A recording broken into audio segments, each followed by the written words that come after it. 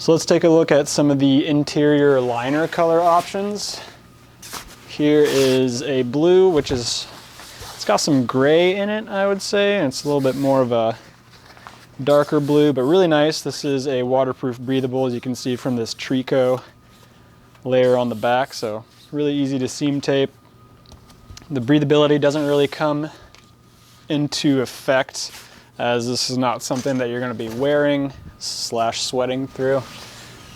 This is what I've been using for blue for most bags. Until I run out of it, I'll just keep using this blue probably. So a little bit more of a royal color.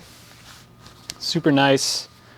Again, these are all waterproof, drysuit factory scrap material. So there's the blue. Here is an orange. This is a nice, pretty bright orange, and I like these brighter colors because they do make it really easy to find items once you open up the bag. These bright liner colors really do help you find stuff in there. So I'm a fan of the brighter ones like this, or the yellow that I'll show you in a minute. Here's another orange. This is a bit more of a yellowish orange, and it's got this kind of ripstop grid look to it. Again, waterproof breathable with the tricot layer on the back. Super lightweight stuff. Looks really good. Here is another waterproof breathable.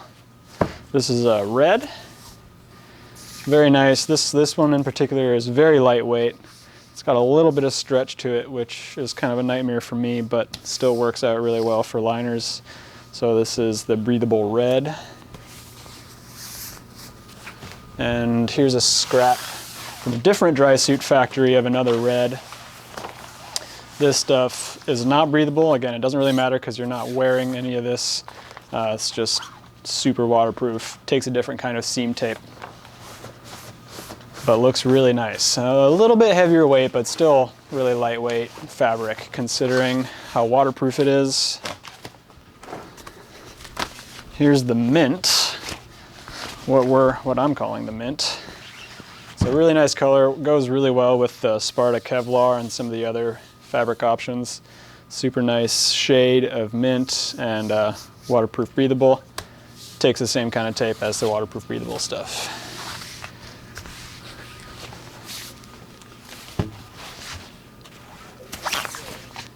Here is the yellow. Nice and bright. Definitely really good if you want to be able to find the stuff inside your bag easily because it's so bright. And those are the main liner colors that I have on a roll.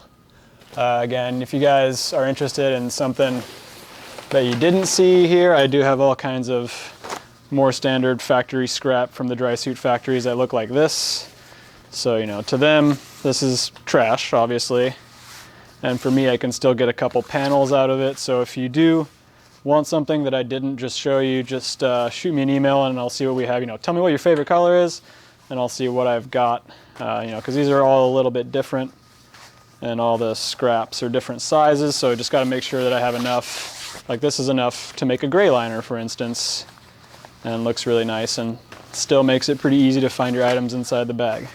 So there are more options for interior liners than what I just showed you on the rolls here, but it's just kind of a first come, first serve basis for that. And including some stuff like this, neon green. Again, this is a drysuit factory cutting table scrap, so comes and goes. I don't have a ton of this fabric, but one of my favorite interior colors next to the yellow, because again, it's so bright, makes it really easy to find things inside the bag. And one of my favorite things to do is have like a really standard exterior black, or, you know, just dark color on the outside, and then you open up the bag and you see this, and it's kind of like business on the outside, party on the inside. And I do also have some of this stuff, which I'm not really sure what the best name for this is. It's kind of like a dark teal, or, you know, green / blue. So there's a good amount of this, and it looks really nice as a liner as well.